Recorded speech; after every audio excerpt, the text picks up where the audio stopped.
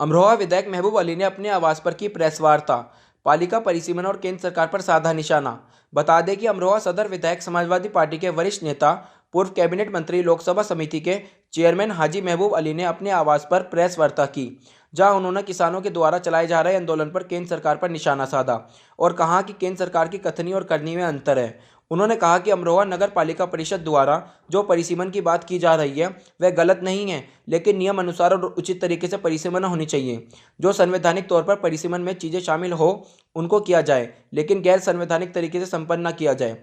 बस मैं इसी के ही खिलाफ हूँ और ये मैं चाहता हूँ कि अगर परिसीमन हो तो जनता के हित में हो। अमरोहा क्षेत्र का विकास नहीं हुआ तो ऐसे में जो बाहरी गांव के क्षेत्र हैं उनका अगर पालिका क्षेत्र में शामिल किया जाएगा तो उनका विकास कैसे होगा, ये सोचने वाली बात है। कहा कि सरकार को यह बिल वापस लेना चाहिए। जो किसान आंदोलन को लगातार किसान सड़कों पे हैं, लेकिन सरकार पीछे हट नहीं रही है, तो ऐसे में क्या लगता है आपको? इस सरकार किसान विरोधी है, हठधर्मी पर है। और मैं तो कहता हूँ किसी भी कीमत पर जब किसी के प्रति कोई बिल लाएगा या कोई काम करता है, लेकिन उसकी राय जरूर लेता है। इसमें ना राय ली गई और बिल्कुल गलत तरीके से बिल लाए गए। हम समाजवादी पार्टी किसानों के साथ खड़ी है और समाजवादी पार्टी व्यक्तिगत मेरा मन है कि बिल वापस होने चाहिए। किसानों को ससम्मान उनसे दरख्वास्त कर उनके घर भेजना चाहिए। अन्नदाता आज अगर हम कोठियों में सोए और अन्नदाता सड़क पर सोए तो इससे ज़्यादा दुर्भाग्य हमारा कोई है नहीं। किसान दिल्ली जाने को हैं, लेकिन पुलिस प्रशासन उन्हें जाने नहीं दे रहा है, तो इस पर आपका क्या कहना है? हिटलर शाही है,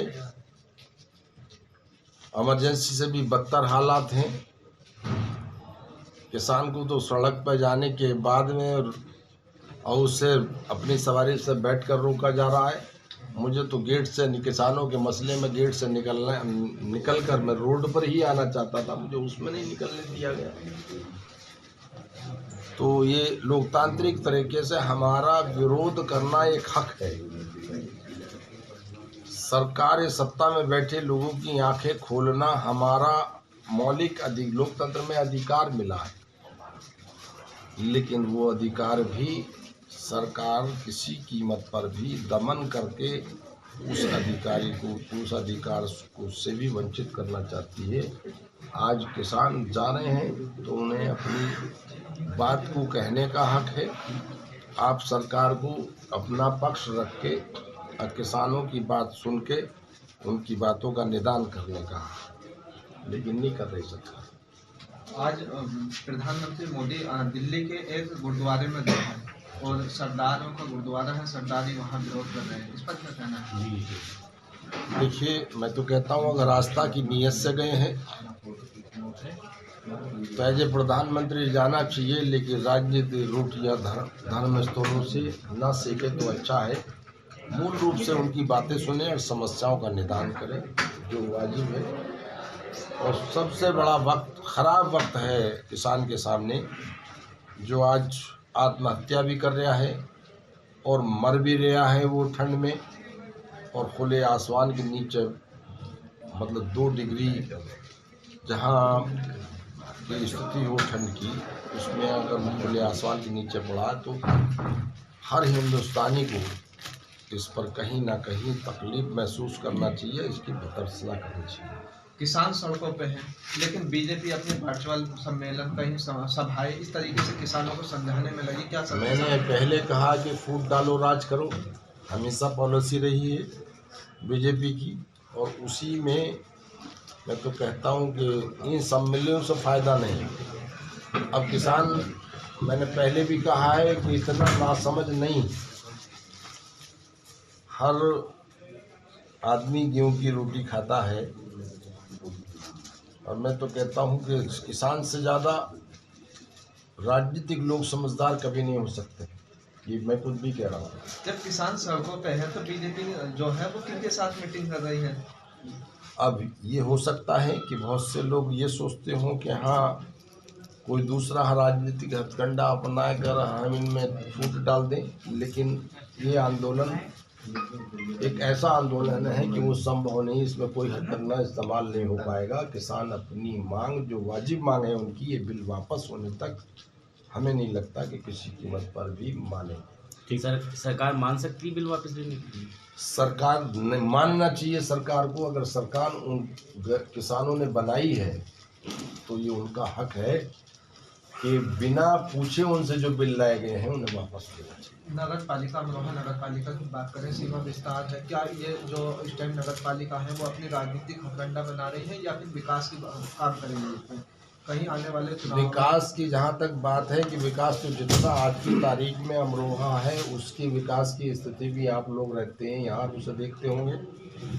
शायद विकास नहीं, कोई दूसरी चीज़ें उनके जहन में चल रही होंगी जो कि हो मेरे ख्याल से हमेशा बीजेपी के लोगों के दिमाग में चलती हैं दूसरी चीज़ें, और जनहित में कोई चीज़ में दिमाग में चलती नहीं होगी।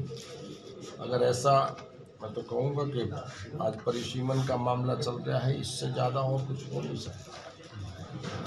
परिसीमन को लेकर एक प्रेस कॉन्फ्रेंस बुलाई थी अध्यक्ष ने, तो उन्होंने कहा कि जो इसका विरोध कर रहे हैं वो सांप्रदायिक शक्तियां हैं।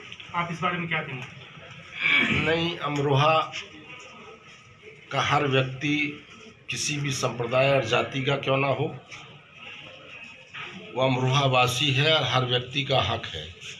जिनकी सोच सांप्रदायिक हो वही सांप्रदायिक बातें करते हैं। मेरी सोच तो व्यक्तिगत हर आदमी जानता है कि सेकुलर में विरोध की बात नहीं, जनहित में कह रहा हूँ कि परिसीमन होना चाहिए, लेकिन नीति और सिद्धांतों पर नियमानुसार होना चाहिए। नहीं, ये अभी सर आपने लखनऊ में नगर विकास विभाग की मीटिंग ली थी, उसमें सत्तारूढ़ पार्टी के नेताओं का ये कहना है कि महबूब अली अपने राजनीतिक स्वार्थ के लिए नगर का परिसीमन नहीं होना देना चाहते। इस बारे में आपको क्या कहना है? नहीं, महबूब अली राजनीतिक स्वार्थ के लिए महबूब का क्या रुक जाएगा?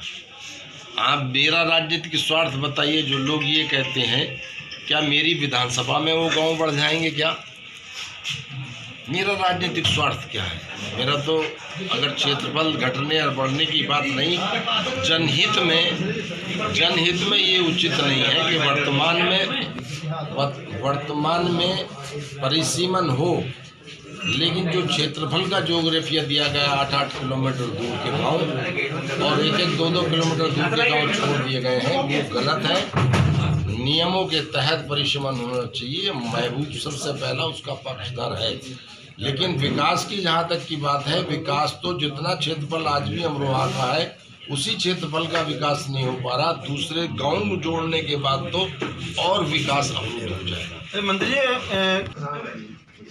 बॉर्डर पर खुले आसमान के नीचे रहकर करते हैं,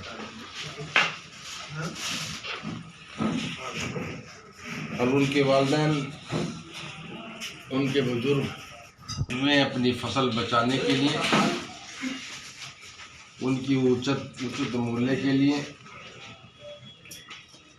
राजधानी के बॉर्डर पर खुले आसमान के नीचे पड़े हैं, और जिनकी बड़े पैमाने पर किसान आत्महत्या कर रहा है, ठंड में मर रहा है, और सरकार बेपरवाह।